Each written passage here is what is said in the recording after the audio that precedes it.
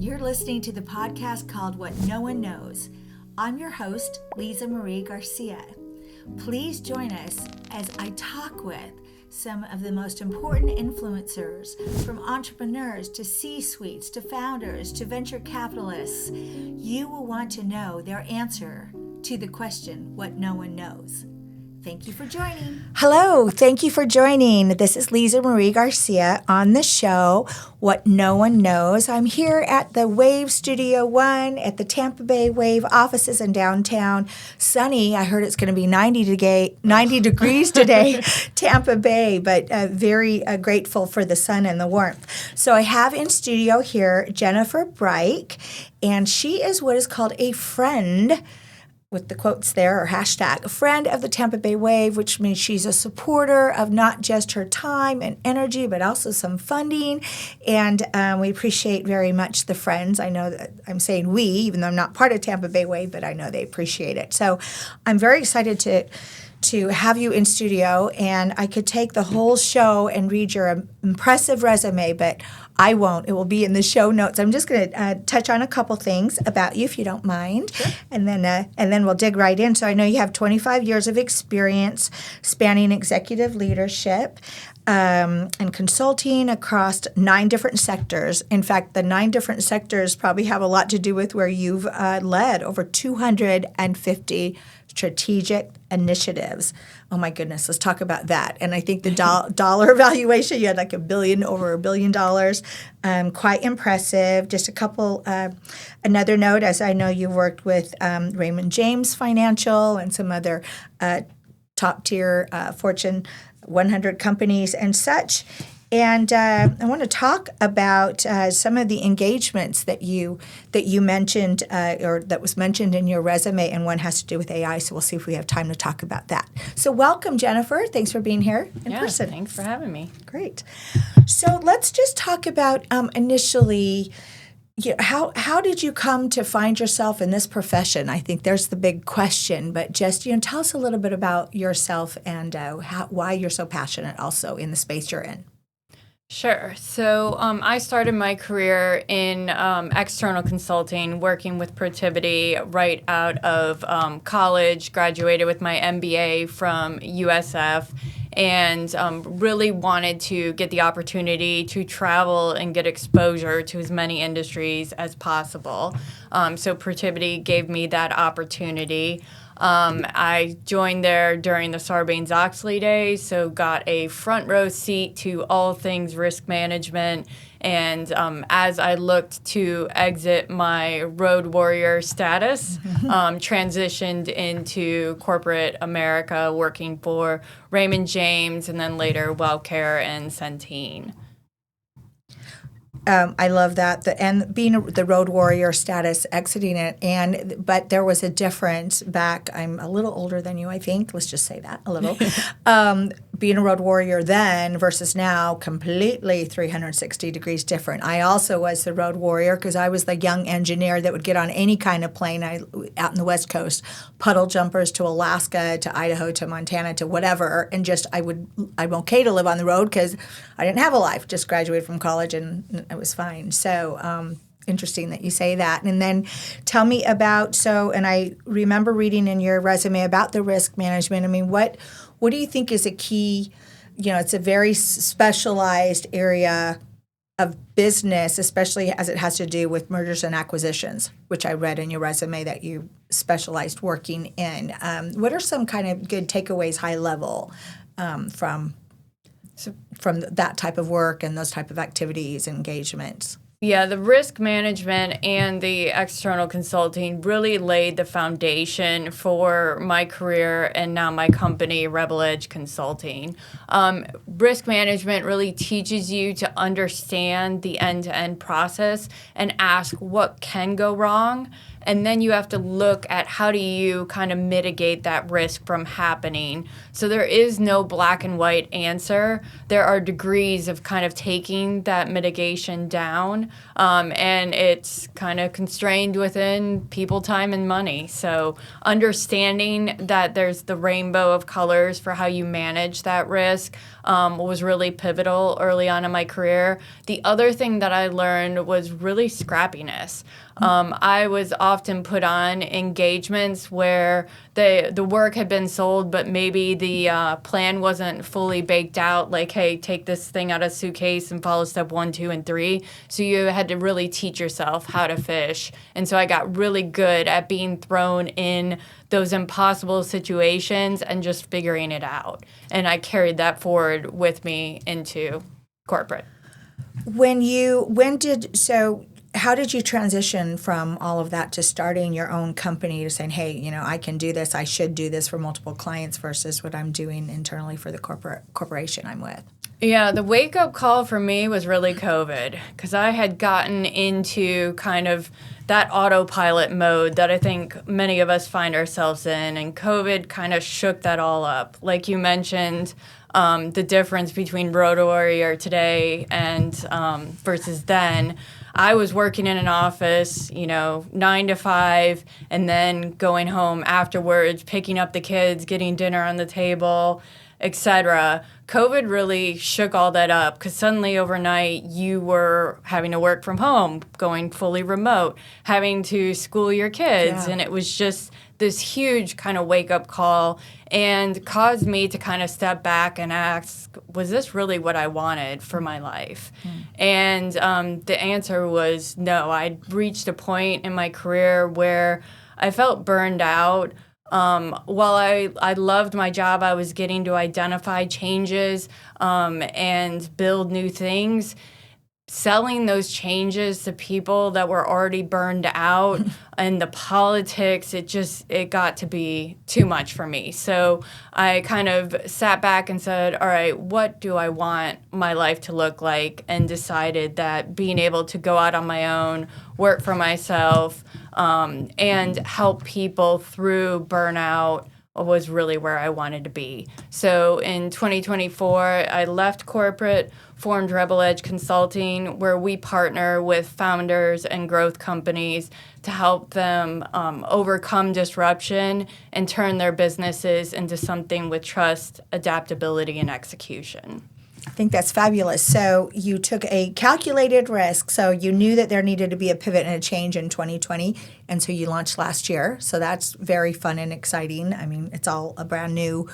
It's what you've been doing before, but the company and all that, all elements of it is brand new. So that's pretty cool. And now you've got your first year behind you, kind of, so to speak, right? So wonderful. So it leads us a little bit into the talk about the Wave. So I understand you attended one of the last pitch competitions, which is pretty fabulous, when the cohorts that the Wave has taken care of, incubated, so to speak, get to say their pitch for investment and for interest and collaboration. And then also we saw each other at the cohort that is now the TechX cohort when they did their initial pitch. So it definitely was the very beginnings of their cohort. In fact, I think it was, at least from the mentor advisor standpoint, it was like the first public time that the cohorts gave their pitch. So what did you think of that? And maybe describe to people that are listening to this that don't know that part of the Tampa Bay Wave, kind of describe what your takeaways were and what you liked about that. Yeah, so they really get up the different groups, go one after another, pitching their idea, their company, their ask. And what I saw between the first event, which the first event was kind of that graduation event, was just how tight they are on the formula, the pitch, confident. They know exactly what they want, what their brand stands for, who they serve, and very polished. And so getting to see the group that's getting ready to come in, you see that they're still, a lot more growth. polished than most, but there's still some opportunity there. So I'm really excited to see that group come through the program and see how it looks on the end. Yeah, no, you're right. I mean, by that last pitch night, I mean they've learned so much. They've practiced. They've hit the key points, and you're right. And their presentations are right on task. And that, yeah, it's a fun night, right? It's a really fun. It's a fun process to be a part of, for sure. As a friend of the Tampa Bay Wave, would you agree? Oh, absolutely. Yeah. And I think it really sets them up for success. So it's so great that we've got this right in our backyard. It's pretty wonderful, and that's part of why I love this podcast, because I want everyone to know about the Tampa Bay Wave. And it frustrates me sometimes when I say, well, you know the Tampa Bay Wave, because I just assume everyone knows about it. And they're like, no. And I'm like, you've got to plug into this. You've got to know about it. You've got to support it, because I think it is, I mean, I don't think I know. It's an amazing organization, like you said, right in our backyard in Tampa Bay. So one of the other things that was that I loved about reading about you is that you say, there are 14 critical skills, would say, to transform successfully. And again, with your expertise in really, transformation, I was going to say all things change. And people either hate it, can't stand it, resist it to their own detriment, or people get. This is my own theory. I'm making it up right as we talk. I've found that other people with change, they just like ride the wave and just let it go. But that's still not a good way. They're not fighting it, but they're not embracing it, so to speak. And then I think, and this is what I term myself with change, is I'm not only an embracer of change, but I have had the mindset as a business owner for about 25 years now that it's even asking for change. It's actually even going out to have change, because that helps your organization be better, always looking at what you can change to be better, or what you can change to be ahead of the curve, so to speak, or at least be on the curve. I just think change is such a key element. Can you talk about, some of these 14 critical skills? Yeah, absolutely. And you touched on a big one, which is that growth mindset. So I've found in a lot of companies, we don't talk about growth mindset or fixed mindset. So leaders view themselves as I'm the manager, I'm giving that the task to get done. And it's not really about taking a coaching approach. Right. And so if you look at your employees and you're having conversations with them about what they're looking to get out of their careers, where they think they're growing or changing, and give them that feedback, the coaching to move forward, that's really critical, that leaders see themselves as a coach role. There were plenty of times I had employees come to me and ask me what they should do in their career, and I was like, well, what do you like to do? That's a good start. Yeah. So I would have them take a blank sheet of paper and on the left-hand side start to write down what are the things they didn't like doing or get joy out of, and what are the things that they did. And then we'd look at that sheet together and start to talk about the art of the possible based on where they got joy out of their roles and where they frankly didn't want to see their roles consisting of those things. So I'd say self-awareness is a huge skill. Communication, strategy, the ability to do project management, those were definitely some of the top ones. Now, what's interesting is in the Gen AI age, that is going to have a significant impact to the critical skills that come forward, because Gen AI actually is like the ability to tap into something that already has that knowledge. And so now, instead of you having to go maybe to college and get all of this training and not be able to flip careers, you can dial into that knowledge through Gen AI.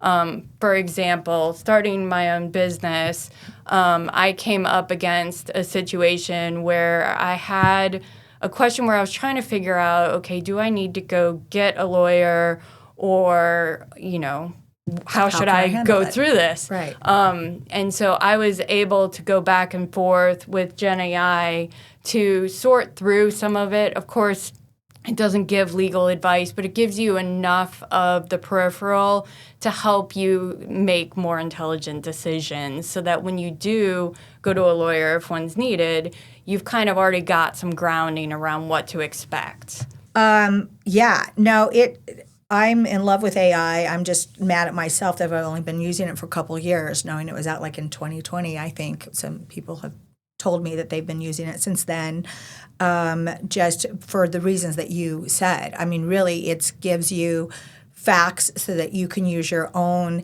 experience and opinion as to a way to go with factors that maybe you didn't have time to think about, and compile more factors that I didn't think about, for instance, for the exact scenario that you're talking about.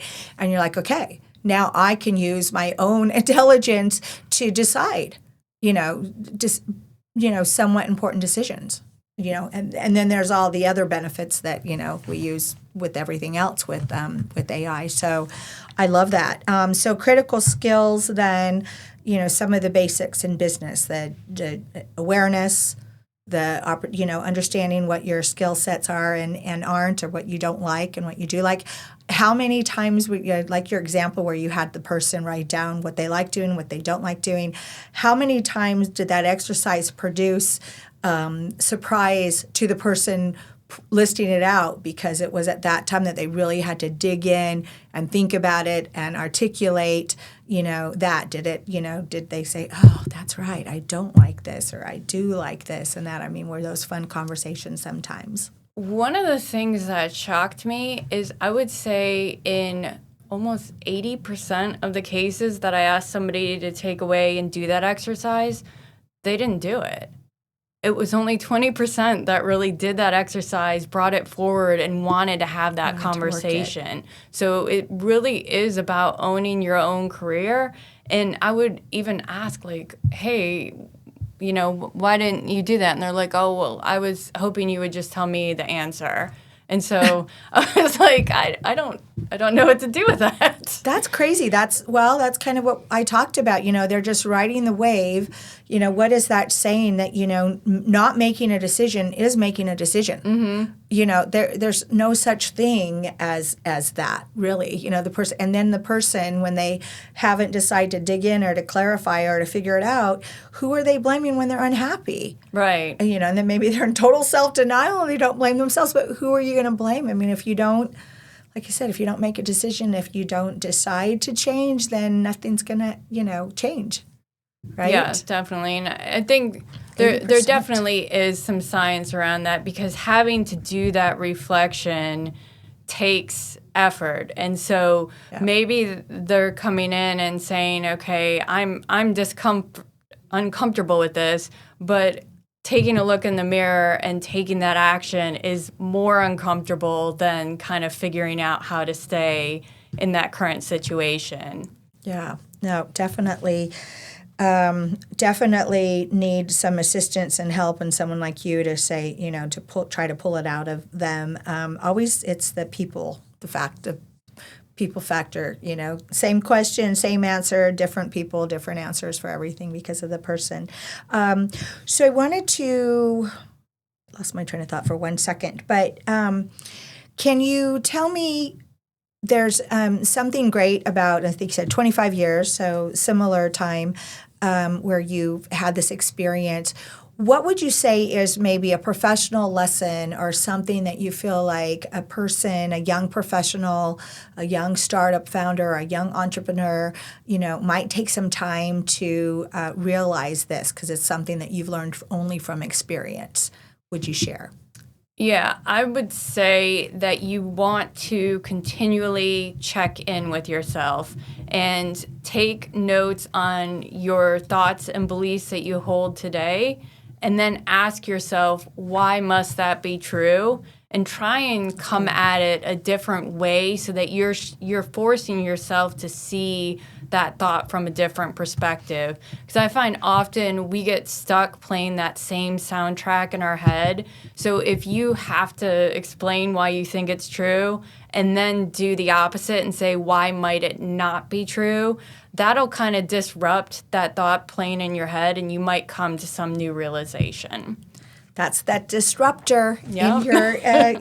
in your bio information, and it's true. It's good, and sometimes I think people accept something just like corporations do, just because they've been doing it. It's just the status quo because it's just always been there, and that's part of. I was talking to someone the other day. We did a big reform of our company at year 4, and then another one after that about the same time. And I thought, I wonder if that's the good time frame for an entity to like throw everything up, new divisions, new this and that. And it's that idea that just because of status quo, that works for a while, but not always, not forever, and not just because.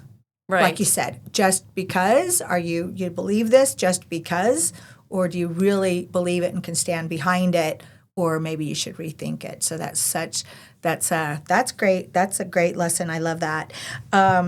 We have, we're coming down to the end. So we are ready for our question of the show. So I'd like to, I asked this question. This is the name of the show, What No One Knows. And it came from me years ago. We had the same podcast, and it came because I would sit across potential book authors, and they would say those words to me. They would say, this is something that no one knows.